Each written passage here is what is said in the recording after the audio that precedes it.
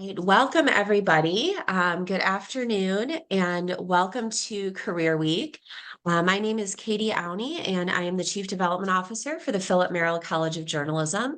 And I am also a career changer, so I'm very excited to be moderating this discussion today.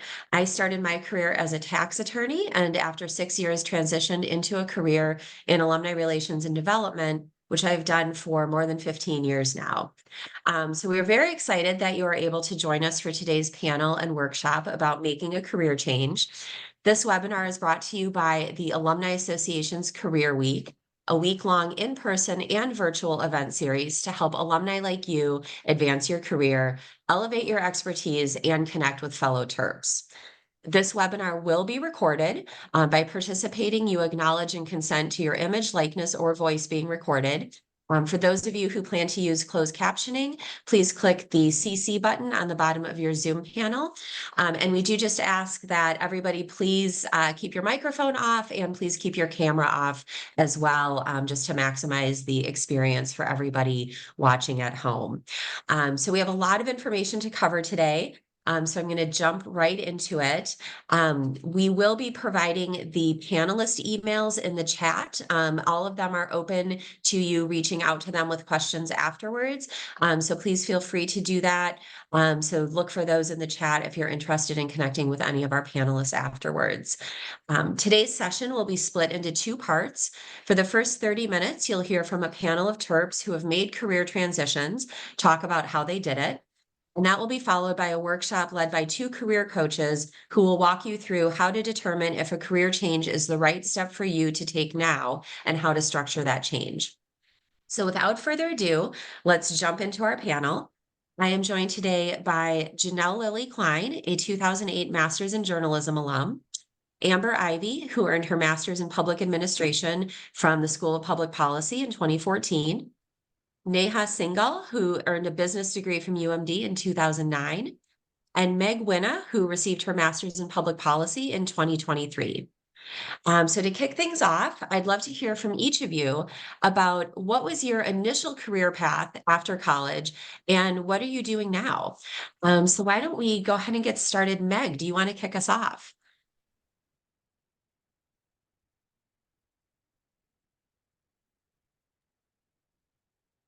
Yeah, no problem. Sorry, finding the unmute button. So hi, everyone. My name is Meg. I graduated with my undergrad initially in special and elementary education. So that was my first career. I was an elementary school teacher. I taught fifth grade, and I also taught in the Peace Corps. And then I transitioned. I got a master's in public policy after teaching through COVID and really becoming interested in how those policies were being made and who was making decisions about what the policies were that I was teaching. And now I work at the State Department doing research for public affairs. Thank you. Janelle. Hi, everyone. My name's Janelle. As Katie said, I graduated from Maryland from the journalism school, proud Merrill Made grad, and I went straight into TV news. So that's what my degree was in there. I got a job at an ABC affiliate in Virginia and kind of did the journalism track for 12 years as an anchor and news reporter for different affiliates throughout the country.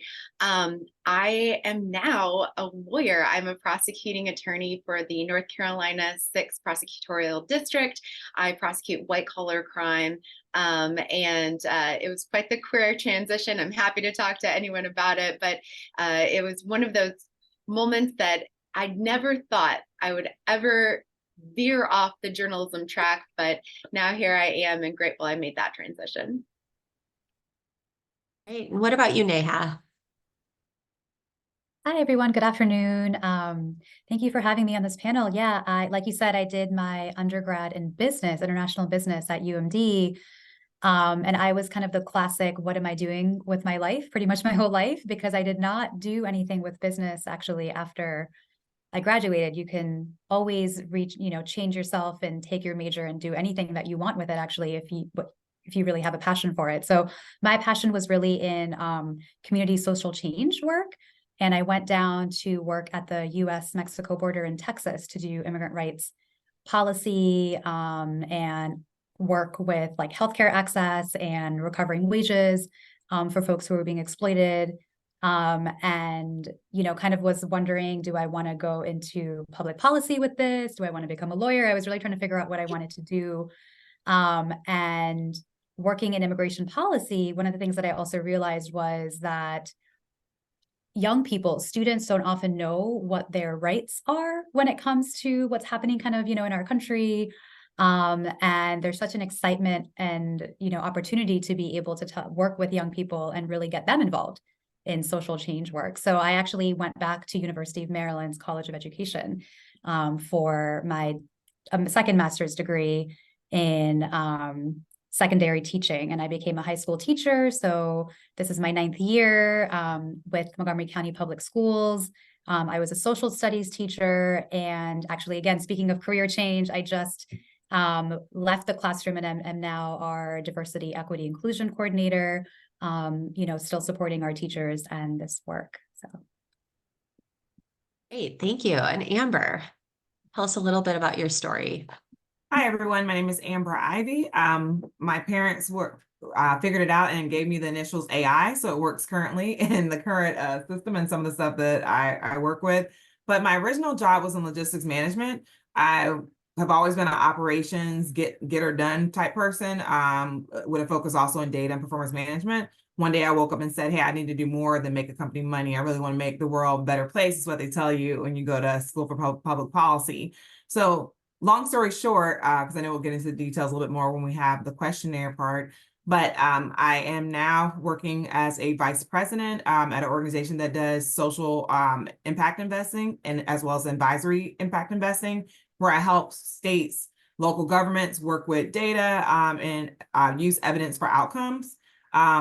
I came to Maryland for my transition for my career, and I was just blessed with the opportunity to get employed in my last semester of my second year of my master's to work for Governor O'Malley, and I also was able to work for Governor Hogan. So I had a lot of great things happen in my career that started in logistics, and now I'm heavily in the policy world, working adjacent with government, helping it make work better and more efficient using data. Thank you. And Amber, I'm going to come back to you and with our next question, and just ask you to go into a little bit more detail about how did you actually, once you decided that you were interested in making a career change, what were some of the steps that you actually took to make that happen? So I can't tell you that I knew, right? Like, there wasn't a world where I knew exactly what I wanted to do. It literally started with, I have to do more than just make a company money. There was just something in me that felt like I needed more purpose, more meaning to what I was doing with work. So it started with the online search of like, what do I do here? Folks in these type of fields, like literally Googling, how do you make the world better? What are people in? And the interesting part is both of my parents both served in the military. They met while in the military. And then when they got out of the military, they worked in government. But I never saw myself working in government. I just never thought of it as a career. But that was one of the things that popped up, was around looking at public policy or working in government to help people.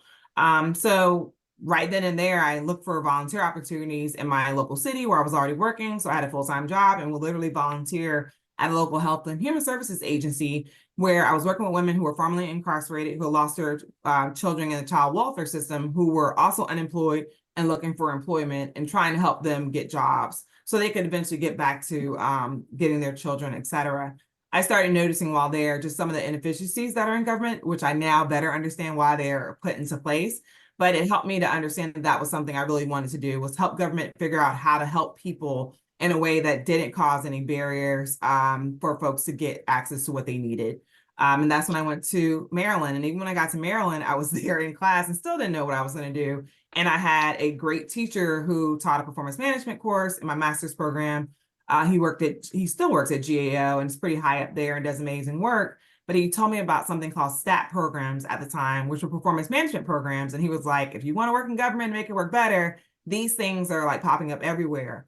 I was also in a state at the time that had the first state version of that program, which was state STAT under then Governor O'Malley, and was able to get an opportunity to work there again in the last semester of my program. And following that, I was able to stay on during the transition under Governor Hogan, and I helped to create the Governor's Office of Performance Improvement.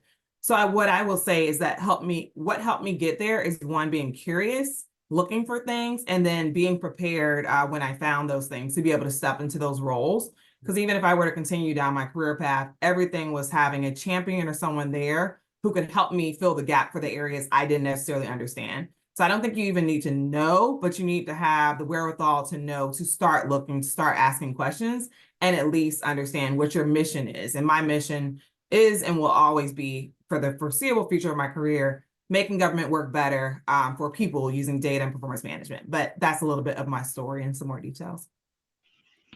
Thank you. That's great. And I feel like Meg, I think your story is a little bit similar. The theme of curiosity stands out to me because you were in a situation where, you know, you just started getting curious and thinking about how policies are made and really use that to make a shift. Could you talk a little bit more about how you made that transition?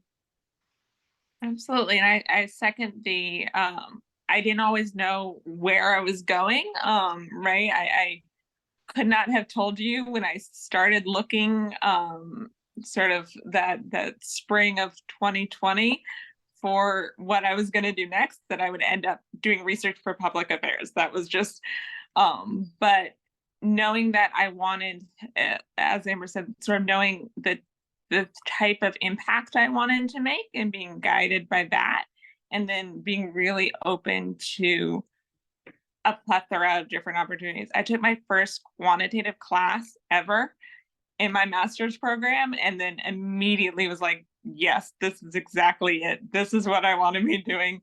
And took every other quantitative class I could fit into my schedule. And it was just that knowing enough of where I wanted to go and what impact I wanted to make, but being really open to how that was going to shape and how that was going to be formed, and having some really great people on the way who helped sort of show me like, oh, you seem to really like this. Have you thought about this thing that I had not thought about at all? Have you thought about this internship, this opportunity, this fellowship?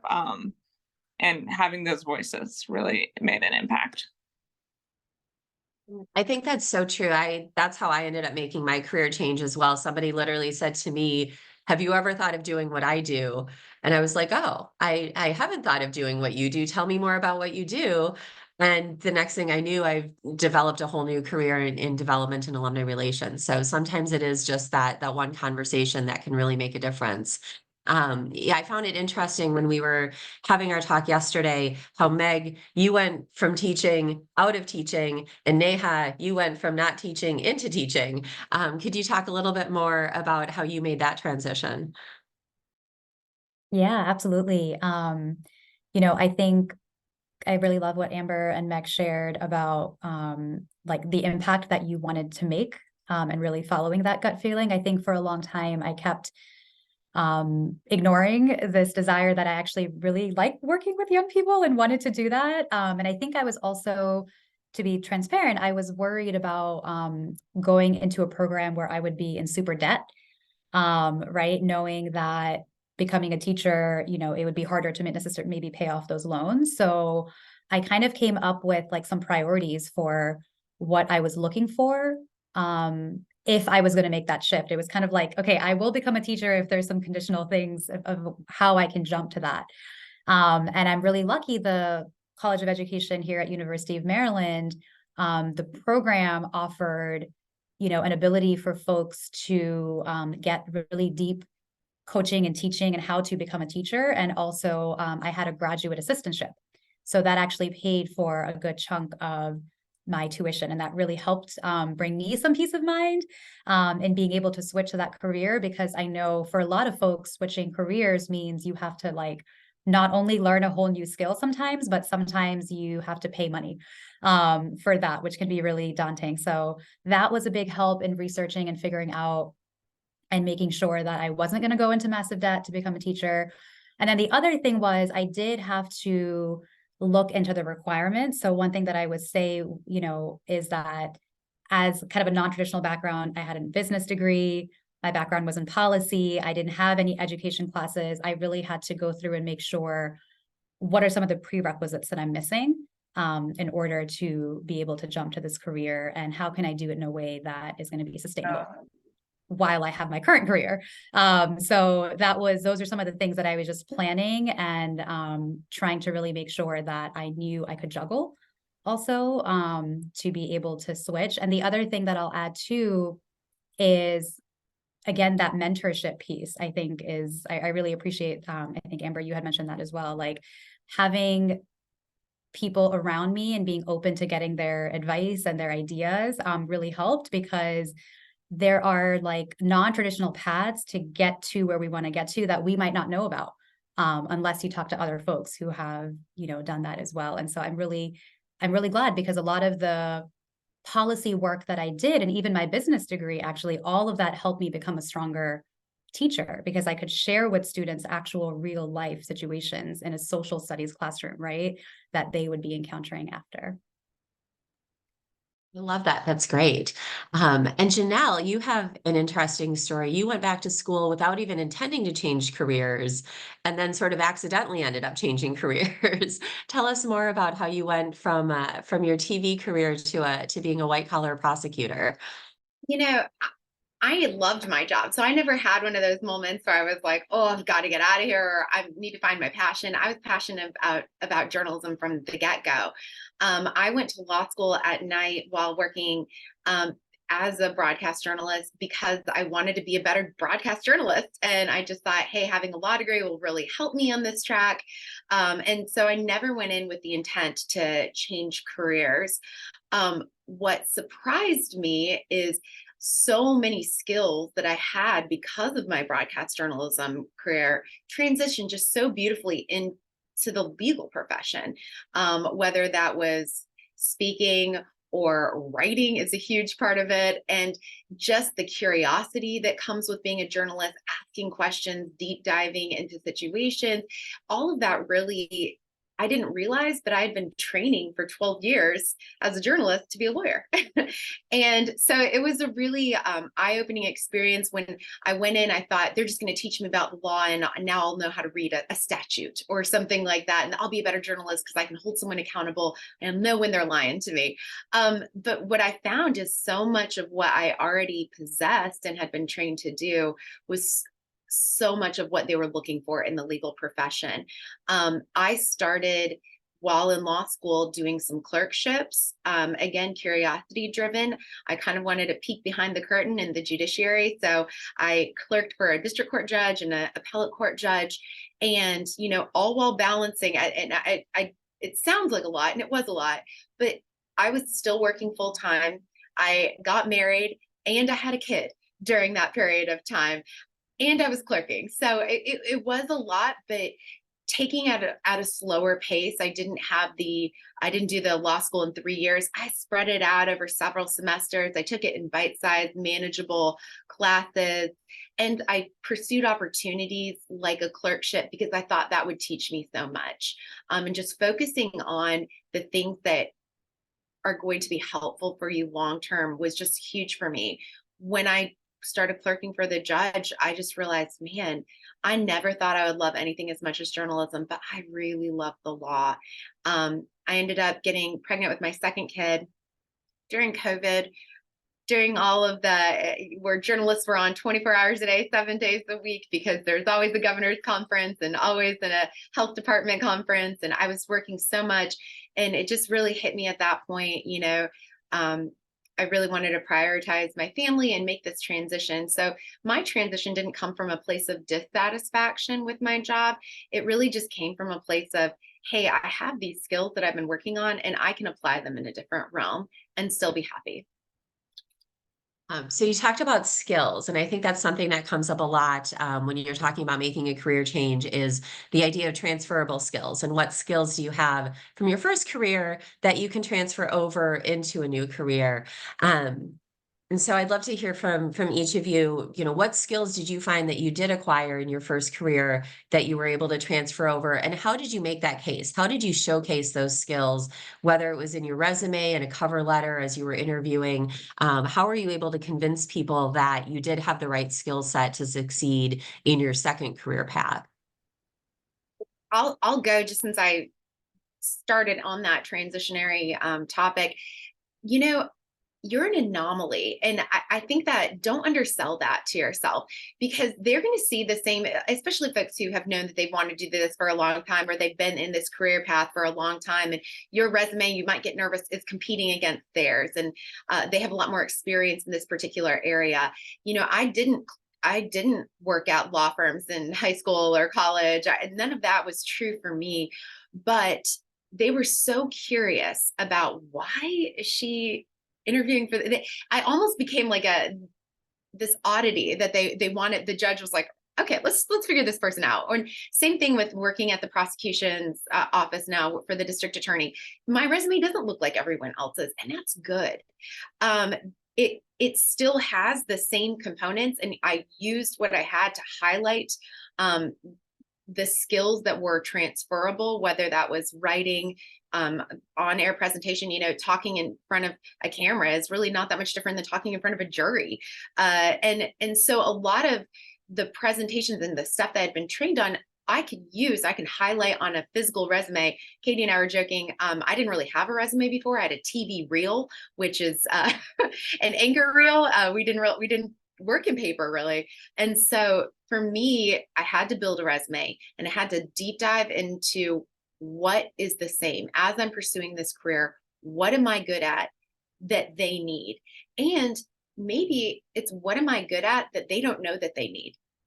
What's this different perspective that I have on an issue that I can add to their company, I can add to their business, I can add to the prosecuting attorney's office, media relations, you know, because I've been the person on the other side pounding at the DA's door, asking what's going on with this case. And so it really gives you an opportunity to distinguish yourself and make yourself unique in that pile of resumes that they're looking at. Meg, I saw you really nodding along there. Can you talk a little bit about how you showcased your transferable skills? Absolutely, and totally agree with what is the thing that they need that they don't even know to ask yet that you can provide. As a former educator, I really leaned on my ability to translate complex ideas, complex topics into bite-sized, easy to digest nuggets that could be expressed through writing, through presentations, briefings, right? Like, I stood up 8 hours a day and did a song and dance for 10-year-olds. I can do a 1-hour briefing. And so that, and I spent a lot of time while I was in grad school looking at job openings, even ones that I wasn't necessarily interested in, just like in different fields, and reading all of those requirements that they had and really thinking through, okay, what are the things that I did as a teacher and I know I've got?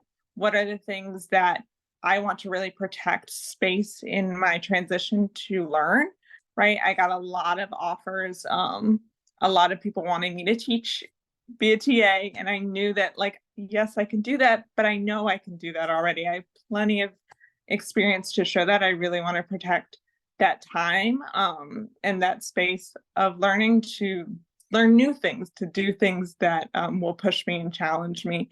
And then what are the things that aren't on these job listings that they really like, they do need, and I need to highlight, like, hey, I can fulfill all of these things, but also I'm a great communicator and I can break these complex topics down. I'm a great briefer. I can talk all day in front of a group and really make it engaging. So engaging that the 10-year-olds pay attention to me. And so building in those sort of 3 categories and thinking about the skills that I needed in those 3 terms really helped me. Amber, what about you? What skills did you find the most transferable, and how did you highlight those as you were looking for jobs? Originally, I did not. So one of the things that I think that I wish I could redo is to really talk through what Janelle and Meg are talking through, is to think about those skills that were transferable. I got better at it along my career as I began to change different positions and got better at it. I'm really good at it now. But in the beginning, it was discounting it. So I encourage other folks, do not discount your previous experience. Like, I had come from a situation where I was logistics manager running $1 million, like millions of dollars locations, helping to launch new things and all these things that I were doing. I was like, well, this private sector, that doesn't really apply to government. But then when I got into my first role in the government, it was like, oh, wow, all that stuff that I did made me even better and able to see things from so many different angles that other folks didn't have the opportunity to. So it honestly took me like stumbling a little bit and trying to figure that out, because I made the mistake of the salary I came out of my first career in. When I went into my second career, it was actually lower my second career. I've recovered that since then and beyond that, but I could have probably gotten closer to my previous salary had I thought about myself and my worth and my skills in different ways. So I encourage others to do that.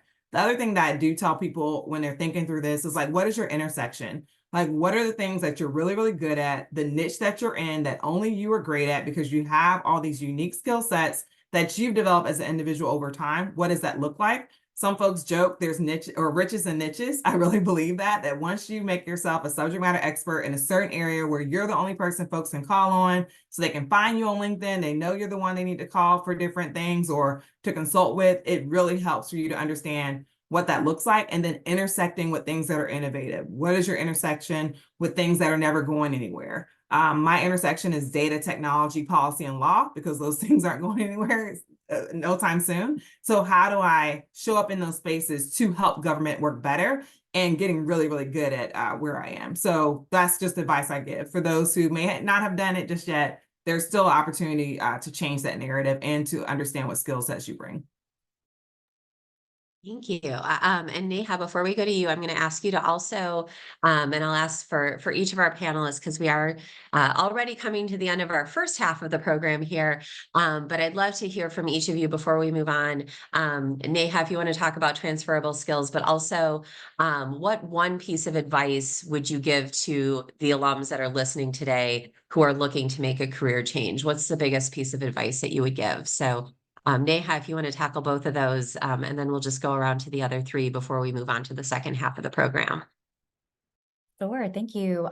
Yeah, I'll just say quickly for transferable skills. I mean, I think a lot of those skills you do learn, honestly, in a teacher education program to be a really successful and highly qualified teacher. And I think for any job in education, being able to talk about yourself as a public speaker and as a really quality and engaging presenter is just a big, big important part of it, right? Because in every position in education, you are talking to families, parents, students, other staff members, administrators, like community. I mean, there's just so much there. So that's something that I really honed in on in terms of doing a lot of presentations and doing lobbying and doing a lot of work in the policy field and talking to experts that would translate to the classroom. The other thing I'll mention that was kind of different as well is that because I had so much experience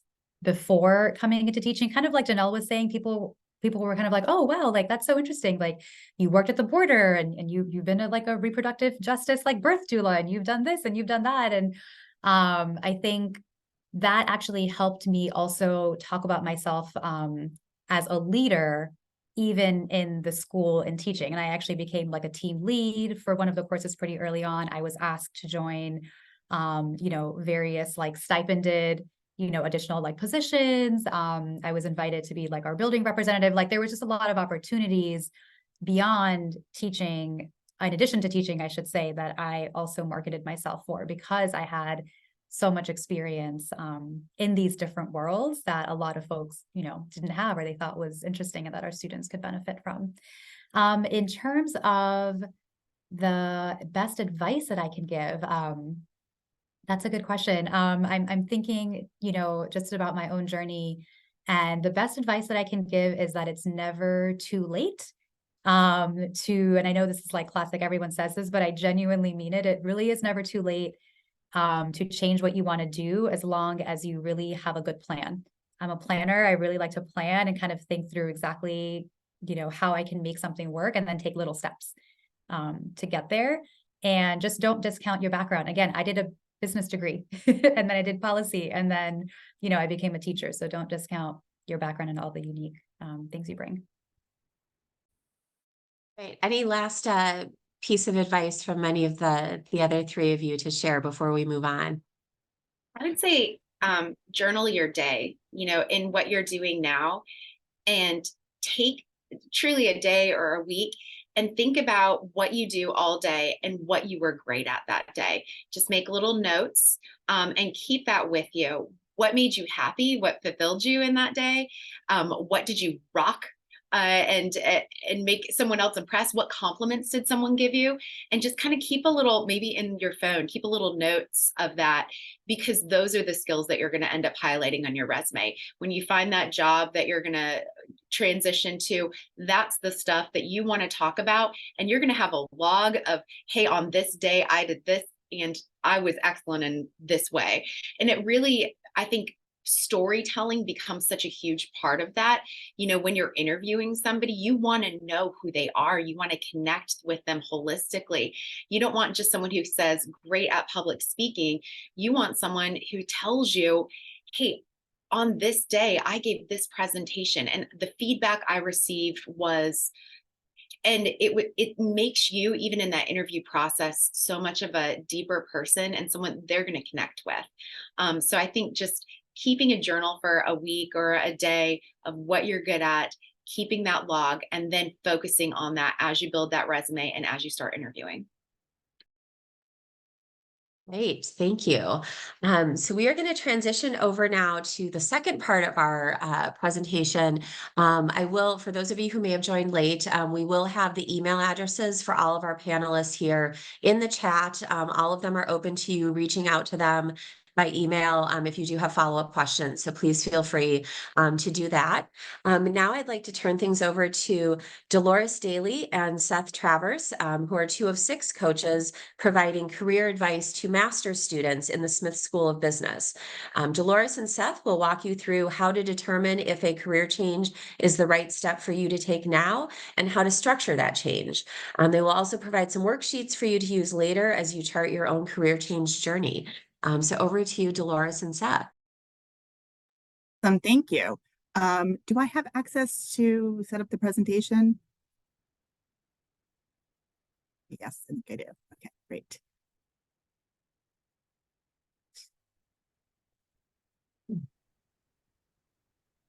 Okay. Can you see the presentation? I think we're good. Okay, awesome. All right. Well, thanks so much, everyone. Again, I'm Dolores Daly. I'm one of the coaches here at the Smith School. I've been here 10 years. And, you know, just to kind of continue with this theme of changing careers, I've actually changed my functional career probably 3 or 4 times, as well as my industry career, I think 3 or 4 times. So welcome, everybody. And Seth? Yes, excuse me, Seth Travers, Assistant Director and Career Coach here at School OCS. I've been here about 5.5 years, and much like Dolores, I made a huge change from pretty much business development and the public and private space over to the education space as well. So made a big change as well.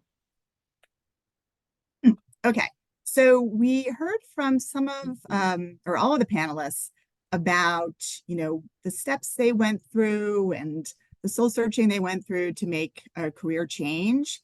Some of them talked about some of these things on the screen, but others talked about how they came upon their career change just by experiencing something different, right? Or taking challenges and taking on clerkships. So there are many ways that you can come across when is the right time for you to make that change. These are just some things that typically some career changers have said to us about, you know, why they think it's the right time for them to make the change. There are a couple of different types of career changes that you might be making. Many of you have done what's called a typical job search change, which is you're staying in the same industry and function, but that's not really a career change, right? A career change is usually you're changing your industry, your function, or maybe both. And those changes are going to take a longer amount of time than a traditional job search. So I've kind of highlighted on this chart the time frame that it might take to make some of these changes. As you can see, you know, making a change from staying in the same industry, or should be saying a new industry but the same function, is probably the easiest change to make. Right here, you're really highlighting your functional skills. If you decide to move to a new function, but stay in the same industry, that's a little bit of a harder change. And so that typically takes about 9 to 18 months. And here you're really relying on your your industry knowledge. And sometimes people make the change within their company, right? Maybe they go from working as a financial analyst to maybe human resources at their company. And then the most difficult change is if you're changing both the function and the industry. And that is a major career change. And that might take a significantly longer period of time. And you may make what's called stepping stone changes there. I did want to add to that. As you look at this chart here, start to think about, what category do you fit mostly in? But when you think about a career change, what's the catalyst of that change? There's a process that you go through, maybe speaking with people, talking with people, assessing yourself. I think some of the panelists actually mentioned, having conversations with people around you to see, hey, what could you see me doing? What if I go here? What does it look like if I were to do this? These are some of the things to start thinking about, and that will kind of set the precedent of, do you want to switch industries? Are you just bored of work and not being challenged, and you need to be more challenged in the space you're already in? So just kind of navigating that space of speaking with people and really assessing yourself before you actually make that career change, so you can decipher which one it will be. Absolutely. Totally agree. When you're deciding to make this career change, as many people talked about, it is a little bit of a process. Sometimes you're going to have to make some sacrifices. And so we've attached a questionnaire to the end of this presentation, which I'll post at the end.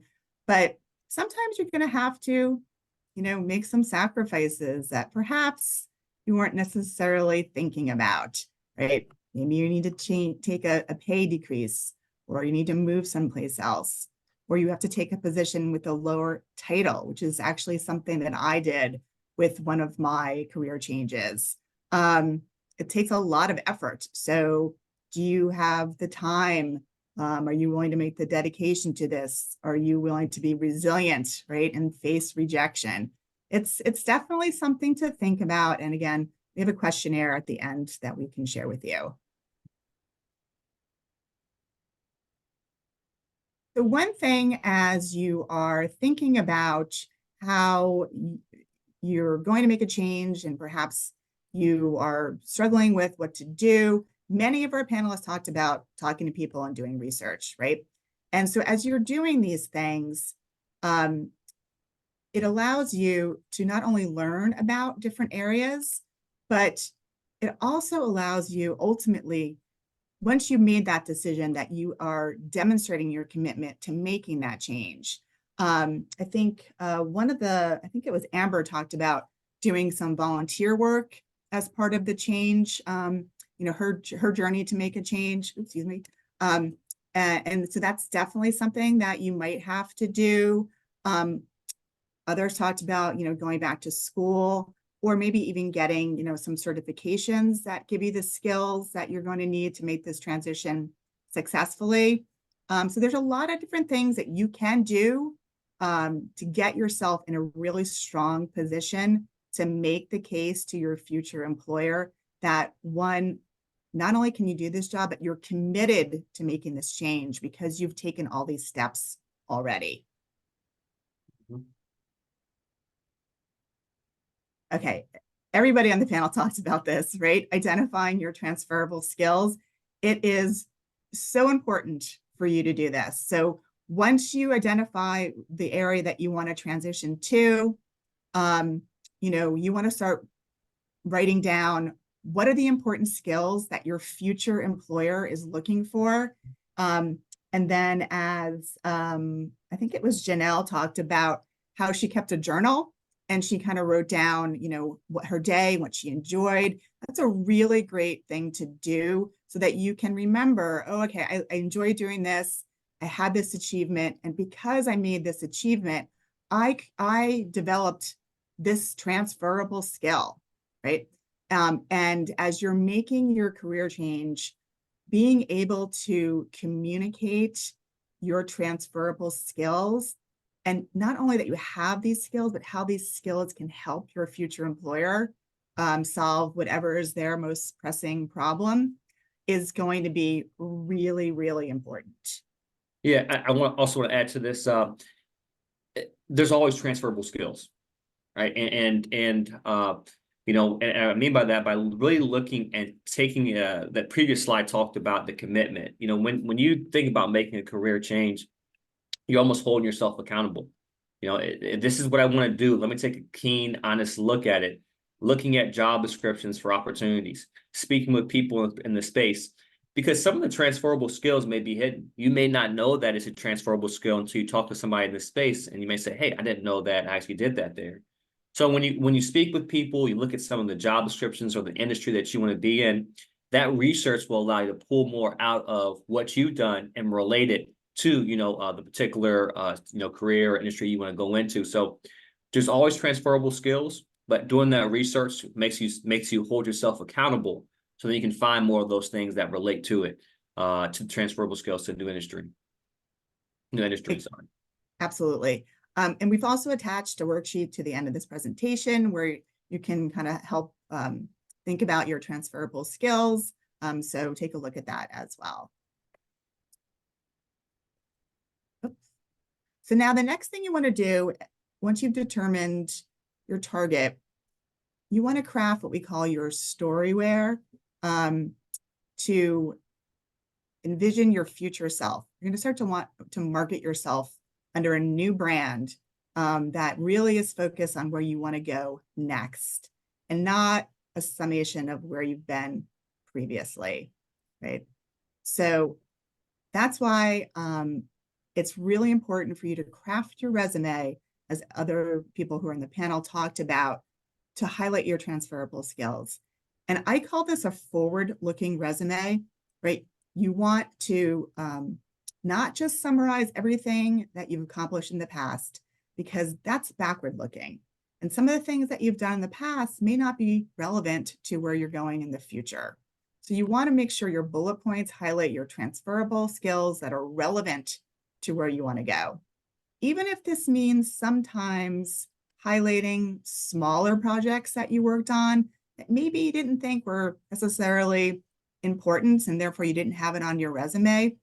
But if it gave you the opportunity to develop the skill that is transferable to your next job, that's going to take precedence over maybe a larger project that you worked on, but didn't give you any transferable skills. It also might involve removing irrelevant certifications. Maybe you have a real estate license, but you're going into a project manager job. You want to think about whether or not listing that is distracting to the person who's reviewing your resume or is actually adding any value. So take that under consideration when you're writing your resume. And sometimes career transitioners would benefit from writing a summary at the top that really highlights their most relevant skills and accomplishments.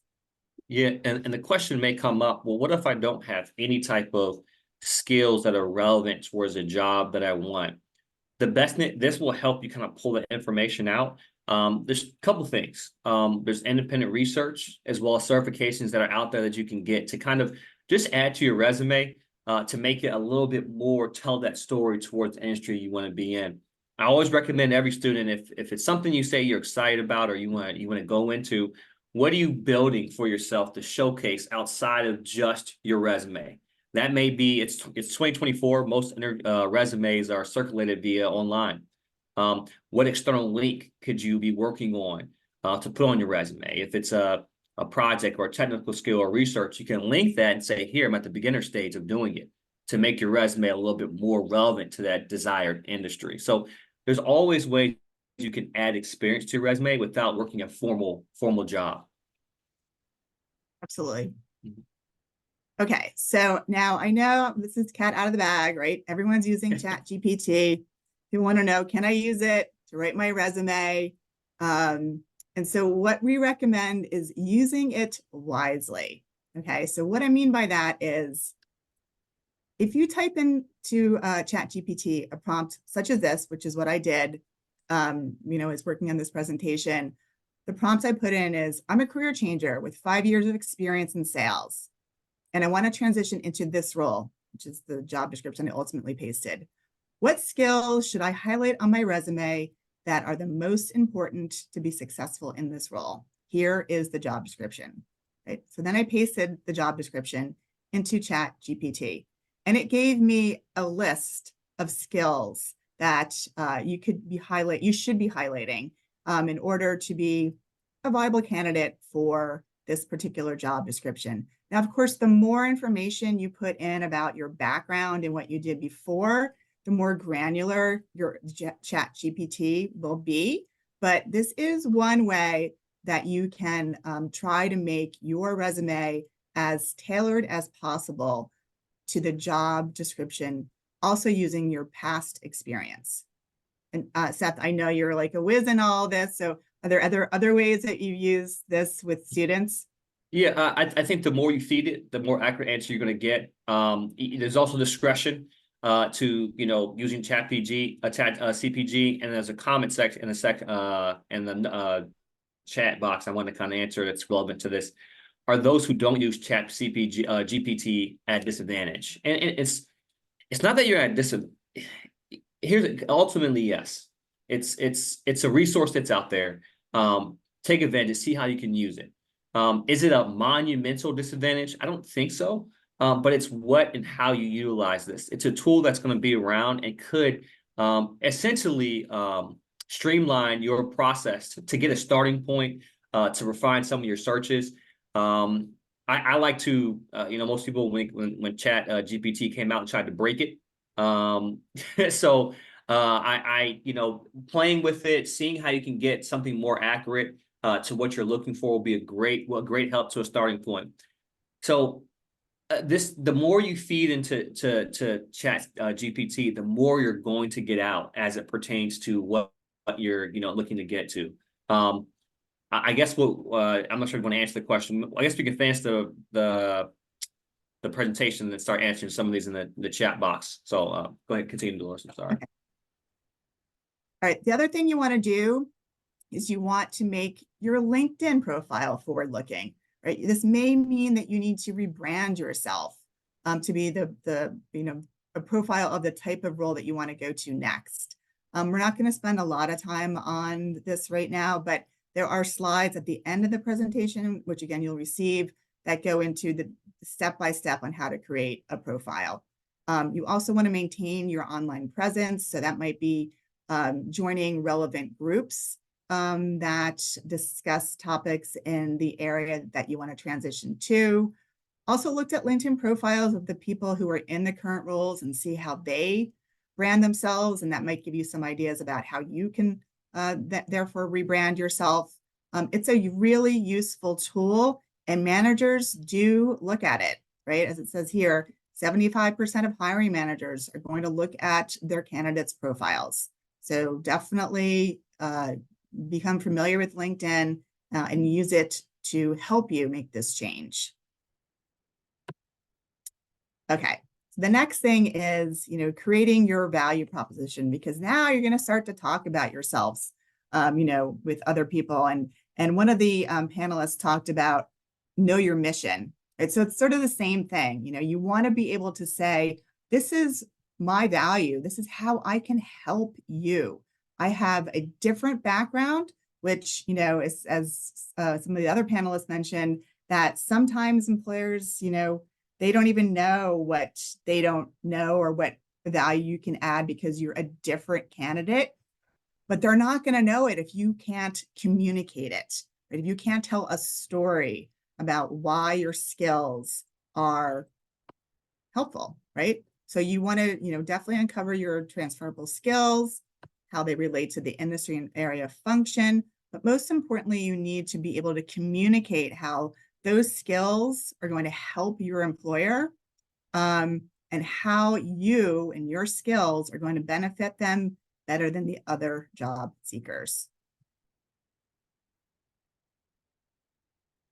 Okay, networking. Of course, networking is going to be key in any sort of career change, because most likely your resume alone is not going to get you the job, right? So if you're just applying to jobs online and not networking with other people and explaining why you're making this transition and why you are a great candidate for the role, maybe the best candidate for the role, it's going to be extremely difficult for you to make this change. So I always tell my students who are career changers that you really need to talk to people, explain why you're committed to making this change and how you can be successful in this role. And there's a lot of different ways that you can network and build relationships that will help you. Okay. Now, hopefully you've been invited to interview, right? So in the interview, it's really important to know your why. Why are you making this change? This is the most important part of the communication that you're going to have with your potential new employer, because they're taking a risk on you. So they really want to make sure you know why you're making this change. And one way you can convince them is by demonstrating the commitment that you've made so far to making this change, whether it is by you've taken additional classes and getting additional certifications, volunteer work, maybe making, it's called a stepping stone change. Like all of those things will demonstrate your commitment. Then you want to be able to communicate, right? Storytell how your skills can help your employer. And the SAR format here refers to situation, action, and results. And some of you may be familiar with this particular way of answering questions, but it is a structure that most business schools will teach on how to answer what are called behavioral interview questions. So definitely become familiar with this format. Of course, you want to make sure you've identified your employer concerns and any sort of concern they're going to have about your lack of experience, and be able to prepare to tackle any doubt, right? So start to think, what kind of questions may my future employer have that's going to cause them to doubt my ability to do this job? One way to do this is to share situations where you've overcome adversity, right? By being resourceful, by problem solving. These are really important skills to showcase, and they're extremely valuable to employers. So if you can talk about this successfully, it will start to alleviate any concerns they may have about you being in a new situation, maybe confronting new challenges. Because if you've demonstrated already that you're able to successfully overcome adversity by being resourceful, then they know that you can repeat that same skill in a new environment. Soft skills are super important, so don't discount them. And if you're confident and you believe in yourself, they will too, right? If you don't necessarily have something, don't apologize for it. Just focus on what you have and the strengths that you have that are unique, that will be valuable to your future employer. Again, there is a way to use ChatGPT for this, right? When you're thinking about preparing for interviews, you wonder what kind of questions you might get. So I typed this prompt in: I'm the hiring manager for this position. Please give me a list of questions I should ask each candidate. And then I put in the job description, and it gave me a list of questions. This is one starting point for you to use as you prepare for your interview. But really the most important thing to do is to look at the skills in the job description. You probably have also talked to people who are in the role already, and they've probably shared with you the most important skills to highlight in the interview. So you can kind of get a pretty good idea of the type of questions you're going to be asked in the interview based on the important transferable skills. And of course, you want to give yourself grace, right? It's not an easy change, especially if you're changing both your industry and function. So allow yourself the grace to fail, but get back up and think about maybe doing some contract or part-time work, or starting a side hustle, right? Doing a stepping stone switch, which may be making a switch within your current company, but into a different function. And then, make sure you're allowing yourself enough time to do this search. It's going to take a substantial amount of time. So reflect on whether or not you're giving yourself the grace to make this change. Well, yeah, I just want to add to that last one before we get to questions. And giving yourself grace, understand that your purpose of what you want to do may essentially evolve as you get older, as you go through life. So in doing that, start really give yourself thinking, like, if I make this career change, will I be thinking? You can't tell yourself, but we think about this 10 years from now. Where will this put me? What will I do with that? Will I be thinking the same exact way? So really, think about how your career and your purpose are going to evolve as you start making the career change. So, it may be something you can leverage in the future, or may not think about particularly, or may leave off in the future and say, hey, look, I'm going this route because I want to, and it's part of my purpose in life, or I'm going this route because it will give me a skill later on down the lines.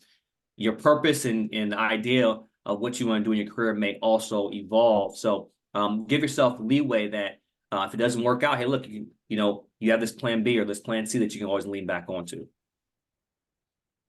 And we do have some questions in the chat. I just wanted to kind of hit them on the head before we go to the other one. So when Lintan said, my fear of displaying career change openly is having people on my career know, so they know that you're working, and putting me in a situation at work, bad situation at work. So basically, you're thinking about doing a career change, and people at work are maybe treating you a certain way. It's two ways from my perspective, and I think the panel, anybody wants to add in, they can add in as well. I think the first thing is, when you're making this career change or thinking about it, the commitment, like Dolores said, and the passion and the reason behind you're doing it. There's going to be naysayers. There's going to be challenges. There's going to be people that may look at you or act a certain way to you. First, I'll contact HR if it gets to that point, but know why you're doing it. Be strong. It's going to be difficult at that time as well. The second thing is, move about in a way, where it may not conflict with work. I'm not sure if you have an NDA, maybe look at that as well too. But go about this in a way where you're not making any challenges or ruffles that may affect you in work. So anybody wants to add to that, and the panel wants to add to that, they can add to that as well. And then if not, I'll go to the next question. I think it was about the resume. And let me see if I can pull this one up here. It was about the resume. So Jita Tosi said, I was told that as you get older, just sell for lower salary. At least you have a somewhat stable job in case you get laid off. You have some companies pay benefits. What's your take on about this today? Today's VUCA world. Anybody want to answer that, or you want to take that? Basically, taking a lower salary just so you can have a stable job and not getting laid off. I mean, from my perspective, it is important that you do have a stable job in the economy. So it's something that you have to look at. That is something you have to consider when you take an opportunity. Selling for a lower salary, I mean, it depends on what you mean by selling. I think that if there's an opportunity for you to get more of a salary, you should do the best you can to negotiate that and leverage that. But having a stable job is very important.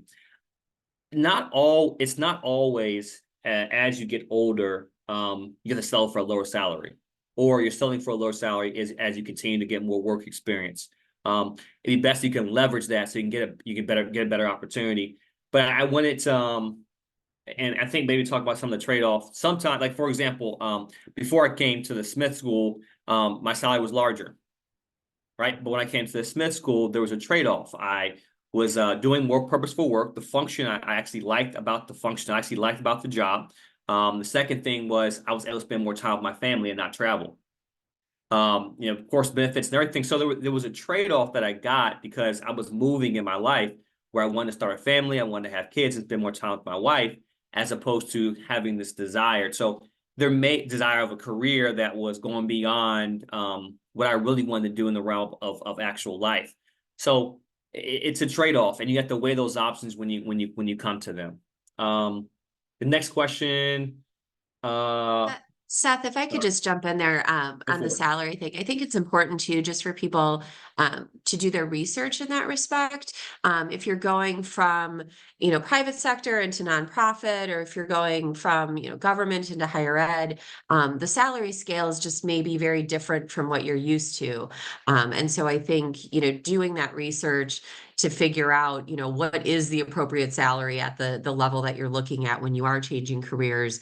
I also took a significant dip when I changed my career, but I went from being a big firm attorney to working in alumni relations at a law school. And so it was, the salary levels were completely different. But I think if people do that research, they can, try to position themselves as best they can. Yeah, great. Thanks, Katie. I appreciate that. I'll try to run through the next questions. I know we're a little over time, but I'm gonna try to run through them. There was a question about the resume that I wanted to talk about. It was functional resumes versus, yeah. So, somebody mentioned, how do you and the panelists from the first half view chronofunctional and functional resumes? They seem ideal for career changers, but I've heard hiring managers and recruiters are not fond of those formats. Thoughts? Does anybody want to jump in before I jump in? Yeah, I think both Meg and I jumped in there that we both used functional resumes when we changed careers. I definitely highlighted my relevant experience at the top and then went into my other experience. And that worked for me. But I think I can see both, both perspectives on it. Cool. Yeah, I think function, the most relevant experience, I think, is the most important as opposed to a list.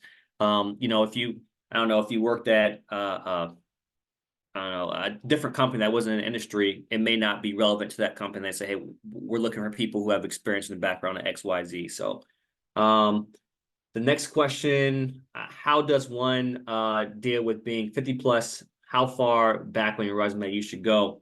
Good question. I think because I could at least at my time as a recruiter, I would work with more people who have more senior people who have more experience. What we would do is try to pull up what they knew and what was relevant, like a functional resume. What is relevant to the opportunity? What skills and or skills or tool that you have are still relevant today, that may be translatable to the platforms or tools. So, for example, I was working with someone who had experience with Cold Fusion, which is a very old programming language. And the company was looking for someone who wanted Java experience. And we looked at that and said, hey, look, you have some development experience. How well versed are you with this right now?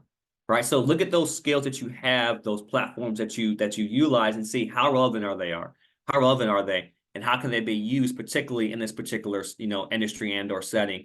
So a lot of having that most functional, most important things up front in the resume and in your talk track as you talk to people as well too, so you can kind of have those fruitful conversations, because networking is going to be a big part of it. I have time to go through all these questions, so I don't mind, but I'm just letting people know, like, I'm on till whenever, but I'm gonna run through the questions if that's cool. If you got to hop off, you can definitely hop off. Hey Seth, before you do that, for those who do need to hop off, let me just make a couple quick closing announcements, and then we can definitely, for those who want to stay on, we can stay on and keep it open for Seth to go through those. So just a quick thank you to everyone, to our panelists. We do have a lot more events coming up this week as part of Career Week. So I encourage you all to check those out. There is an event tomorrow taking place, a virtual discussion about using ChatGPT in your career search. We had a number of questions around that. So for those of you who are interested in learning more about that, there is a program tomorrow. And then for those of you who are local, we do have an in-person speed networking event at Riggs Alumni Center on campus on Thursday evening. So I encourage you to check that out. And we have the link in the chat there that has the full lineup of our Career Week events presented by the Alumni Association.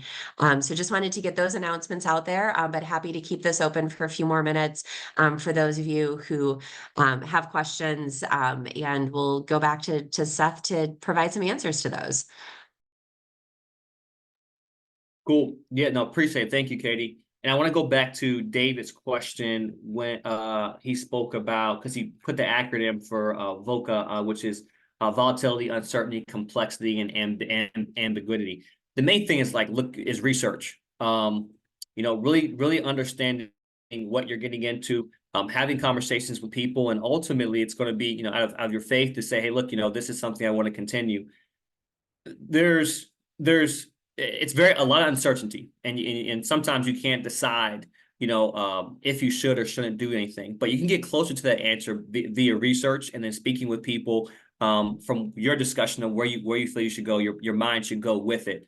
I think that's important because when there's no uncertainty around something, the closer you can get is via research. If I want to know what's going to happen next year in the market, I'm going to look at common trends from years. I'm going to look at, volatility levels. I'm going to look at, what innovation's happening, and then kind of put all this together to make a decision. Okay, if I get into this, how will my decision evolve as time goes? What challenges will I face, and how will my skill sets be relevant, in the future? So it's ultimately a decision that you have to make, but it's important that, you really do your research to get the best answer, for yourself. So. And Go ahead, I Dolores. just add to that, I think that's, why it could be helpful for people to maybe do a volunteer project and try out the job, or maybe volunteer for that kind of project at your current office, but it's outside your area of responsibility. It's a big change, and you want to make sure that it's the right change for you. So doing maybe some smaller projects could be the first step, but I definitely agree. You want to talk with people who are in the role. You want to find out what they like, what they don't like. If they themselves work someplace else and made the change, what was that like for them? The more that you can prepare yourself for this commitment and this change, I think the more confident you'll be in interviews, but also the easier the change is going to be. It takes away some of the uncertainty. Thanks, Dolores. Next question, pertinent to what you just said, Seth. How honest can one be about the fact they're changing careers largely to get away from a workaholic culture, et cetera? Yeah, I mean, I think you focus on the things that you want to do, except without bad-mouthing the particular previous culture. I mean, it's 2024, and we see people companies bringing people back into the office. There's layoffs, et cetera. There's demand. I definitely do understand that, the work culture is extraneous. I'll focus on the things that you want to do without kind of bad mouth, or not necessarily bad mouthing, but without putting down the previous culture, because some people do like that work environment. So hey, I would like to be in an environment where I have autonomy, I have the ability to create, I have the ability to collaborate, I have the ability to spend time with my family and work-life balance. The worst thing you can do is get into an opportunity where it pays well, or it gives you certain things, but you don't like the work culture. And the function of what you want to do should be a line of how you operate in everyday life. And if you function, if you're an analytical person, before you go out to eat, you look at Instagram, you look at Facebook, you read reviews, and you're an analytical person, you walk into a job and you don't have the ability to do that. Now you have to switch hats and operate in a space you don't want to operate. But if you typically are an analytical person and you're doing that on the job, it's exciting. It's what you want to do. You don't have to switch hats. So I look at, forward thinking of the things that you want to do and that next opportunity, focusing on that, and then think about how you operate and how that kind of transitions into that new opportunity that you ideally want to go into. Am I changing who I am when I go into the workplace? Or am I allowed to be who I am Is the culture something that allows them to create, allows them the freedom to have work-life balance? And you look for those things in opportunities, and then speak with people. That's ideally the best way to kind of figure out what the work culture is like, because people will tell you the truth. Yeah, and I'm just gonna. I'm sorry, go go ahead, Janelle. I was just gonna say, my mind has changed on this answer, because at first I would have said a while ago, I would have been like, "Ooh, don't bring it up. They're not going to want to hire you if you, you know."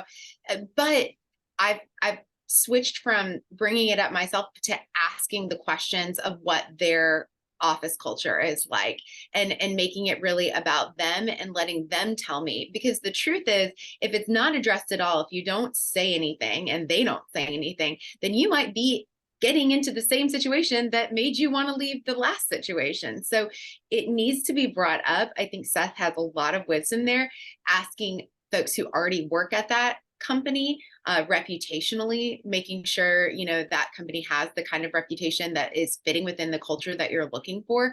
But whereas a few years ago, I would have been too afraid to ask that question. Now I think maybe doing it in a more, what can you tell me about your kind of culture, and feed me the information that I need to make this decision, rather than I'm leaving my job because I don't like the culture that I was at, and I'm looking for you to save me from that.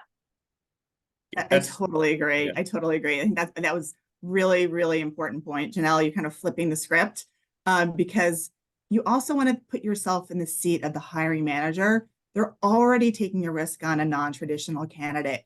And if you tell them, I want to switch because I don't like where I am now, I don't like working these hours, then they are going to look at you as somebody who just wants to leave at all costs where you are, and not that you really want to be where you're interviewing for, right? So you want, Janelle put it perfectly, you want to get that information, but you want to ask it in a way where they give it to you, right? Where you're just asking questions about their company. What's their culture like? Just like you would ask about, you know, how is the team structured? You know, what kind of projects do I work on? It's just another question like that. And it doesn't indicate that you're trying to leave something. All it does is indicate you're curious about the next job and what the next job is like. Yeah. No, great answers to that. I appreciate adding that. Next question. Do you have suggestions or resources for folks returning to professional work after significant gap as a caregiver? Yeah, I think the main thing is start with low-hanging fruit. You're at the Smith School. There's alumni and resources here that you can definitely leverage to kind of help guide you on the way, and also maybe, you know, diagnose what that next step or next opportunity is for you.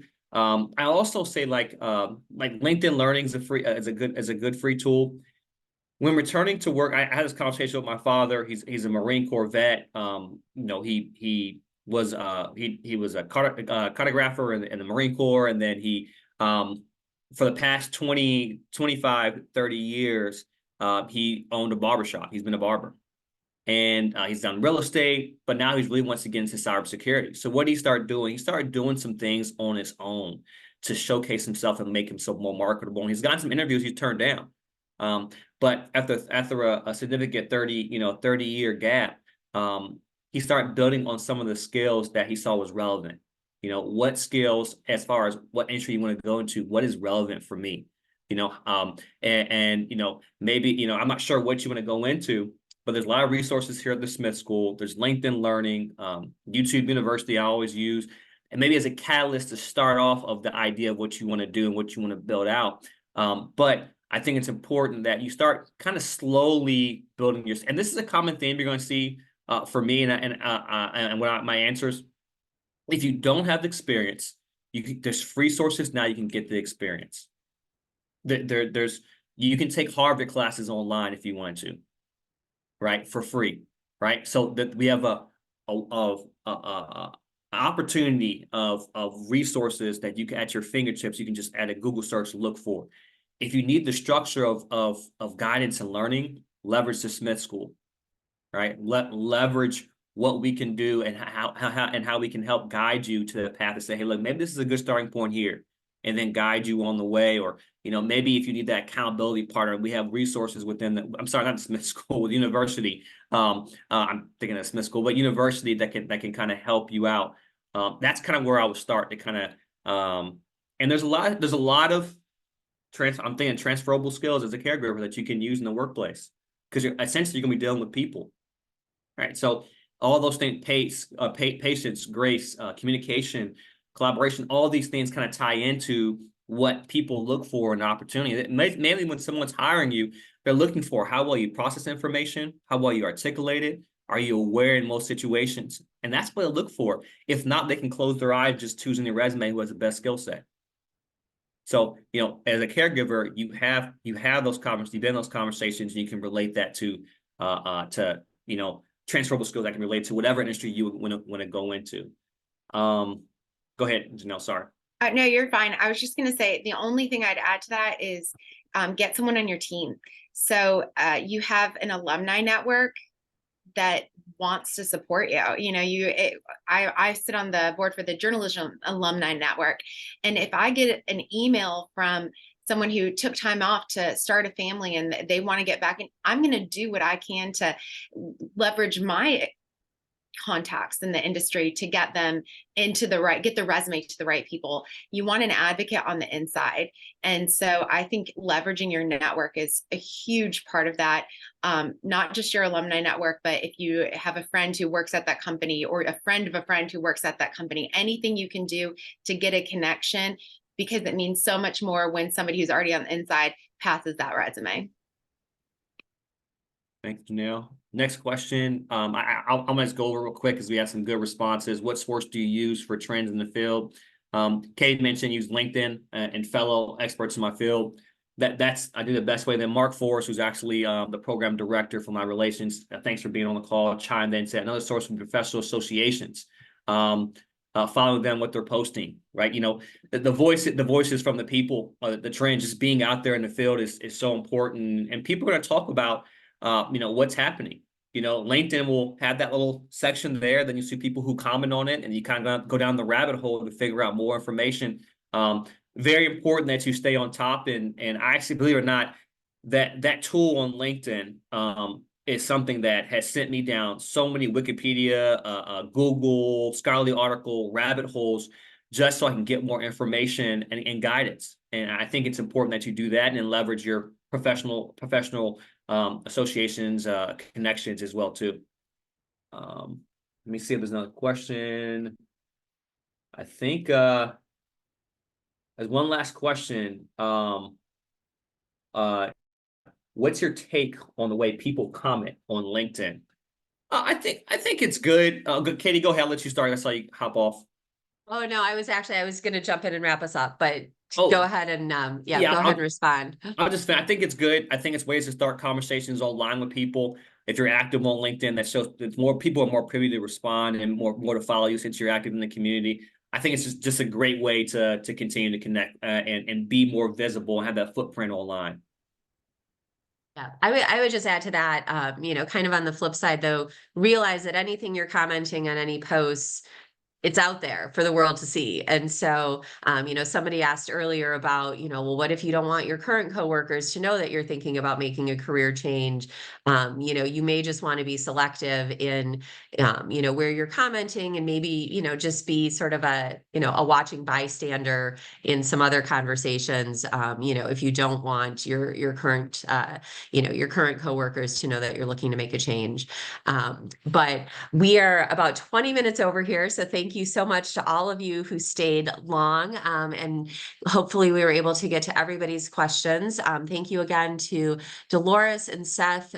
We will be sending out your presentation to everyone who registered for the program today. So for those of you, keep an eye out in your emails. We will be sending that around so you can all see all of the great information that Dolores and Seth provided in that. And just one last plug, definitely be sure to check out the other great events that we have taking place this week during Career Week. If you're local here, come out to campus Thursday night, see us at Riggs for speed networking. You'll get to connect with a number of alumni from all different colleges and schools here at the university. And yeah, thank you all very much, and have a great rest of your day. And hopefully we will see you at another event this week. Thanks, everyone.